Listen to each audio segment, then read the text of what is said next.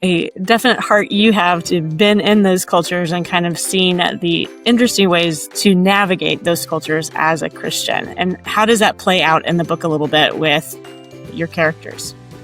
Yeah, I think part of what I wanted to show is as we go into new cultures, we want to really, again, like I've said, the key theme is helping families not lead with fear as they learn about other worldviews. I think when something's different from us or people don't think or look or believe like we do, it's natural to be a little bit fearful and sort of want to hold people at arm's length. And I think what I want to do is invite families to kind of lean into that uncomfortableness and be challenged to see sort of the beauty and warmth that each culture possesses, because I truly believe that each culture uniquely reflects aspects of God's character to us. Now, that said, all cultures are broken and sinful and still need gospel transformation. But my hope is that people will step in and be surprised by some of the beautiful things they see about that culture and things that we can learn from that culture. So I really approach it with a deep respect because I want people to understand we have much to learn from other cultures. At the same time, we have a responsibility to pray for the gospel to be made known there. And so holding those side by side, I think really builds a connection to that culture rather than a pushing away from that culture. So my hope is just to sort of crack that door open into those worlds that make people recognize, okay, we can explore this from a Christian worldview.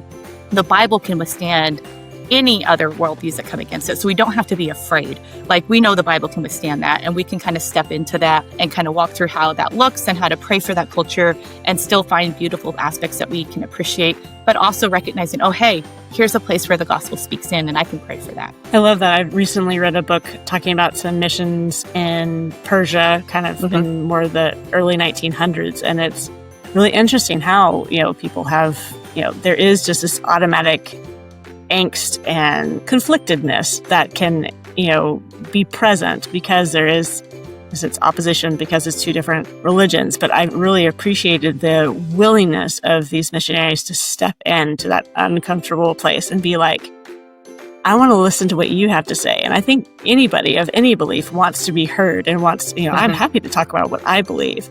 And it usually is like to open that conversation, to build a relationship. And that's what God is about in the first place, is that building that relationship with Him. And if we don't start from a place of a relationship, it's harder to speak truth into a person's life. And so I love that you're kind of opening those doors and helping people see behind cultures that have become kind of scary to the Christian worldview, and to be willing to step into and realize that these are still people. These are still human beings that God loves, despite where they've grown up, despite their socioeconomic state, or what their family has believed in the past, or what they believe currently. And so it's a new perspective I'm trying to teach my boys as well. And because there is, again, still just that combativeness, even as boys like to have in the first place, to be like, no, we need to lead with love. We need to lead with, it is a hard thing to communicate to boys who are just like, all right, I'm ready to go to war for God. And like, hold up. Totally. Too fun. Well, you said that Afghanistan is one of the places you went, and that's kind of the main location of book one. Why did you want to start with Afghanistan? Part of the thing about it is just, I feel like Afghanistan is often a bit misunderstood. Like, it has unfortunately just been in the headlines so much that I feel like the only thing that people sort of think about it is sort of darkness, heaviness, brokenness. And while I don't want to minimize, this is a country that has been perpetually had people come and invade them over and over again and try to take over their country and try to, and so I think it's a country that's experienced so much loss and tragedy. And so I don't want to minimize that by any means. But my hope is to say that despite all of the difficulties and hardship and brokenness that this culture has experienced and continues to experience, there is this beauty there. And so for part of that, it's just this real desire for people to, again, step in and to cultivate respect and love for other cultures, and just by experiencing and interacting with people on the pages, to see the beauty that is there, that we can often, I sort of imagine, especially with Afghanistan, sort of like this broken window, and everyone sort of gets cut on the jagged edges, and they completely miss this warmth and this beauty that is beyond that frame, that daily life still has to happen.